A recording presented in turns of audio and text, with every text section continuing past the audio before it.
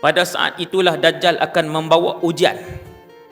Maka daerah mana yang percaya bahawa Dajjal itu adalah Tuhan, Dajjal akan berkata kepada awan.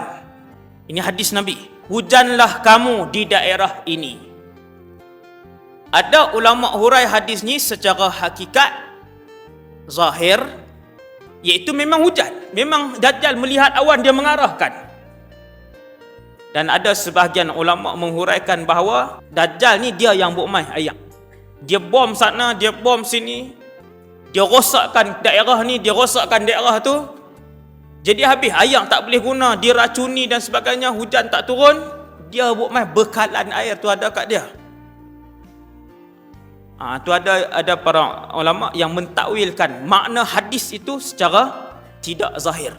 Kemudian lalu hujan pun akan turun dan bumi pun menjadi subur. Manakala penduduk yang tidak percaya dengan ketuhanan Dajjal, mereka akan tetap berada dalam kelaparan walaupun ladang mereka berhampiran dengan tempat yang subur yang dimiliki oleh golongan yang mempercayai ketuhanan Dajjal. Apapun huraian para ulama kepada hadis ini, mereka bersepakat pada satu benda, iaitu siapa beriman dengan Dajjal, ada makanan, ada air.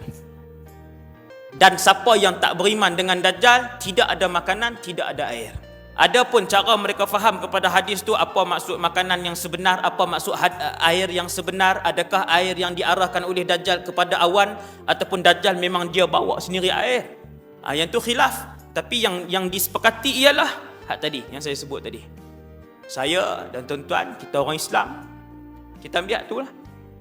Hak ulama sepakat tu, maka kita pun buat persiapan, iaitu yang disebutkan oleh Rasulullah, persiapan iman kita. Kerana kata Rasulullah, orang beriman sejak zaman Nabi Adam sampai kiamat dia akan selamat.